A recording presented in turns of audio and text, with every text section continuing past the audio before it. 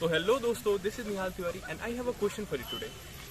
What is the role of friction, or what happens to the magnitude of friction when the smoothness of a surface or like smoothness between two surfaces are increased? Like friction क्या होता है? Like friction का magnitude कम होते जाता है या फिर बढ़ते जाता है, फिर क्या होता है? तो देखो, तो अगर आप नॉर्मल किसी भी टेक्स्ट बुक में पढ़ेंगे लाइक सरफेस नॉलेज के हिसाब से, तो उसमें ये चीज़ बताया हुआ है कि जो फ्रिक्शन का जो मैग्नीट्यूड है वो घटेगी अगर अपन स्मूथनेस को इंक्रीज करेंगे. मतलब रफनेस को अगर अपन डिक्रीज करते हैं तो वो घटेगी. रीजन बिंग कि फ्रिक्शन एक्ट करता है ड्यू टू नॉर्मल फोर्स, ठीक है. और ऐसे अगर अपन माइक्रोस्कोपिक लेवल पे किसी भी दो सरफेसेस को जूम करके देखें तो उसमें ऐसा आता है कि ऐसा रफनेस रहता है, जिसके वजह से जो रफनेस का जो इंक्लाइन जो अट्रैक्शन होता है उसकी वजह से एक रेसिस्टेंस फोर्स क्रिएट होता है जो इलेक्ट्रोमैग्नेटिक नेचर का रहता है, जिसकी वजह से फ्रिक्शन होता है. तो अगर आप बेसिक बुक में पढ़ेंगे तो यही बताया गया सिंपली, एकदम सिंपल टर्म्स में सरफेस नॉलेज के हिसाब से, कि फ्रिक्शन डिक्रीज करेगा अगर अपन स्मूथनेस को इंक्रीज करेंगे. बट एक्चुअल में ऐसा नहीं होता.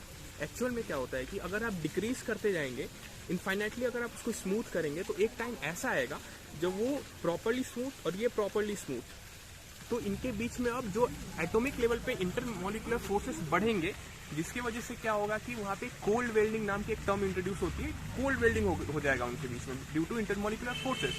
पहले क्या था कि वो दोनों अगर रफ थे, ऐसे थे तो इनके बीच में डिस्टेंस था दो मॉलिक्यूल्स के बीच में. पर अब तो वो डिस्टेंस खत्म, तो वहाँ पे कोल्ड वेल्डिंग हो जाएगी, जिसकी वजह से फ्रिक्शन बढ़ेगा. आप देखते हैं अगर आप किसी ग्लास के बीच में पानी रख देते हैं फिर उसके ऊपर दूसरा ग्लास रखते हैं तो वो मूव नहीं कर पाती ड्यू टू कोल्ड वेल्डिंग. तो इसका अगर एक्चुअल आंसर की बात करें तो इसका एक्चुअल आंसर ये होगा कि friction decreases to some extent until welding point. इसको बोलते हैं वेल्डिंग पॉइंट, जहाँ पे वो प्रॉपर्ली स्मूथ, प्रॉपर्ली फ्लैट नहीं हो जाता.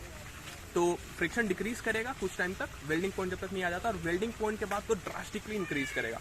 So that was the answer to the question, what happens to the magnitude of friction when we decrease the roughness between two surfaces. Thank you very much for watching. Bye bye.